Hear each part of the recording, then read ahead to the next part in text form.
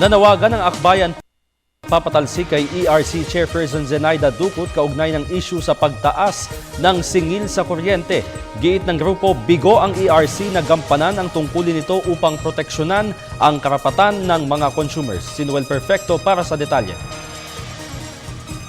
Ipinagdiinan ni na Akbayan Congressman Walden Bello at Ibarra Gutierrez na panahon na para sibakin ng Pangulong Benigno Aquino III si ERC Chair Zenaida Ducut matapos na hindi nito magampanan ang tanging tungkulin na maging bantay ng bayan sa anumang pagpapahirap ng mga mapagsamantalang negosyante ng elektrisidad at ang tinaguriang gross neglect of duty at walang pakundangang pag-aproba ng hindi inaasahang pagtaas ng halaga ng kuryente o unprecedented power rate hike.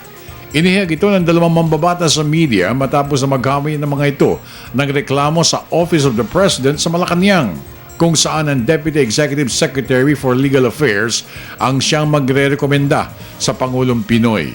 Klarong-klaro naman, sa tingin namin, pag tinignan ng Malacanang yung mga hakbang na nangyari dito leading up to the rate hike, I think that they will agree with the petitioners that it's time to replace a chairman or chairwoman Ducut.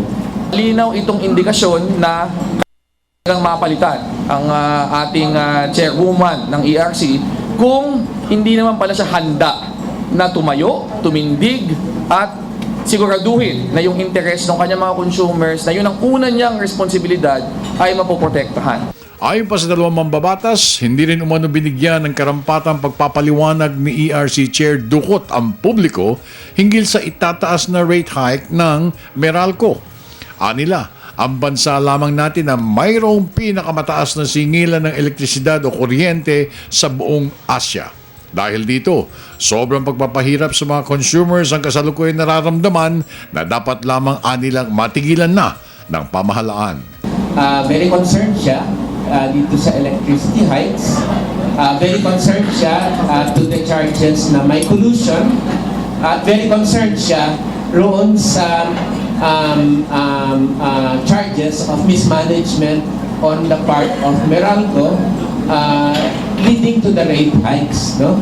So, ang masasabi natin ngayon is that ang presidente mismo, napakalakas ang concern niya rito at nagbukas na siya sa possibility na merong ang mismanagement, may ineffective regulation at may pollution. Kami ay nananawagan sa ating Pangulo, exercise na po ninyo ang inyong kapangyarihan para disiplinahin, okay? Suriin yung aming reklamo at sa dulo, kung makikitang merong batayan, tanggalin na si Chairwoman Ducut at palitan ng isang tao na talagang titindig at tatayo para sa proteksyon ng mga ating mga kapwa Pilipino dito sa usapin nga ng mga power rate hikes. Para sa Telebisyon ng Bayan, ako naman si Noel Perfecto.